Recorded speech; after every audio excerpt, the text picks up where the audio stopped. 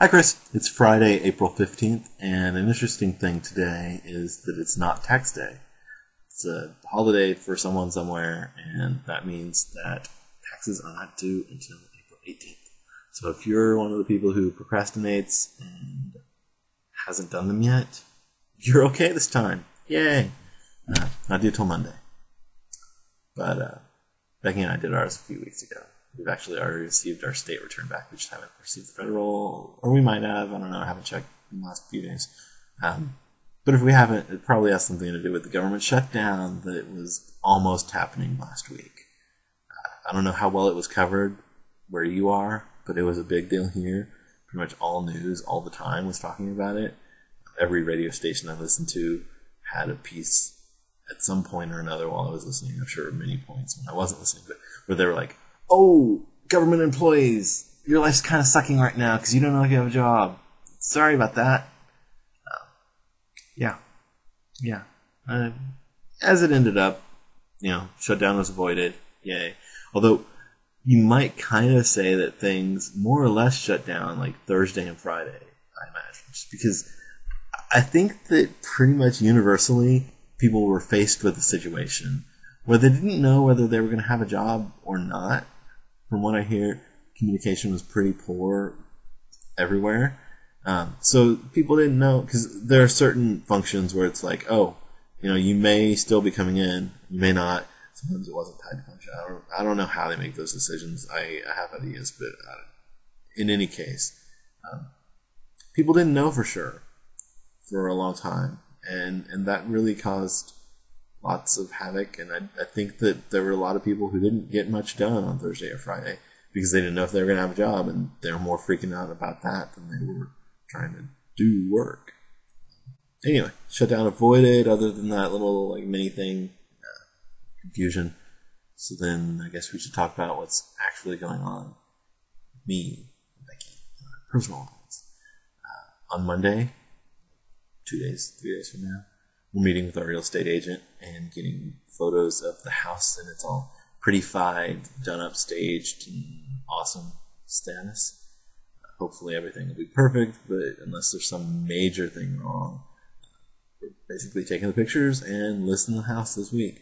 So we'll be headed back when we can get back, but hopefully soon. So the other thing that I want to talk about is in your last video, you commented on how you're not always very confident. Sometimes you doubt yourself and whatnot. And you commented that I was a very confident person. Thank you. I don't think that it's entirely true. I'd say overall I'm fairly confident. I trust myself and my judgment. I know I'm a smart guy. But I'd say there's a good 25 to 30% of the time where I'm just like, I don't know. Or just doubting myself. And that's kind of spread throughout everything. I mean, there are areas that I'm not super interested in that I would doubt myself a lot more than 25% of the time. If you were to ask me about repairing a car, I would pretty much be like, I don't know, let's look it up, or talk to someone who knows, or take it to a mechanic.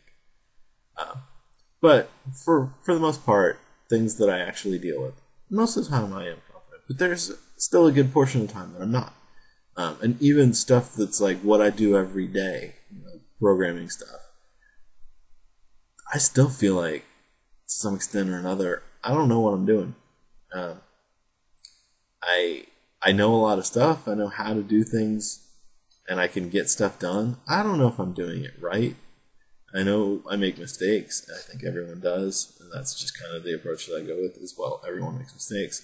And then I know that in talking to other people, I know a lot more than most of the people I talk with. So I figure I'm doing okay overall. But I'll be the first to tell you, I don't know everything about anything. And I just try to do as well as I can with what I do know and go from there. But I'm always open. I take the attitude of holding very strong opinions and beliefs that I'm doing the right thing, but those strong opinions are very weakly held. And what I mean by that is that if someone comes to me and is like, hey, you're wrong and here's why, okay, shifting my belief system, we'll go your way. If I see reasons that I'm wrong about something, I'll shift. I'm really, really ready, willing, and able to do that at any point.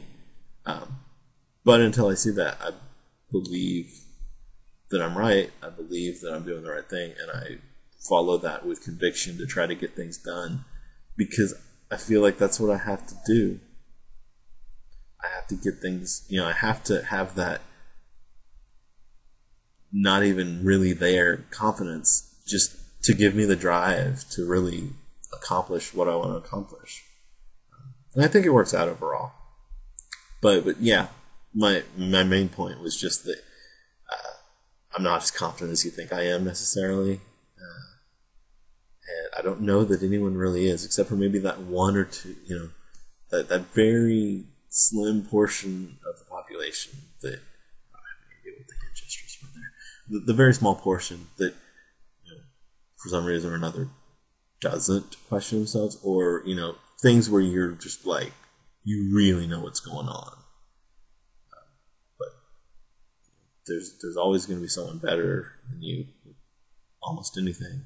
Like, as I was about to say, kind of like how I am with poker. But then you get into like real professional level poker competition, and I don't feel like I know more or even on par with several hundred people that are out there. And yeah, anyway, I'm restating myself, but yeah, you get the idea. I don't think anyone is that confident. I think that even a lot of people who seem like they are really just kind of putting up that facade. Anyway, with that, let's wrap things up for the day. I'll see you when I see you. Don't forget to be awesome.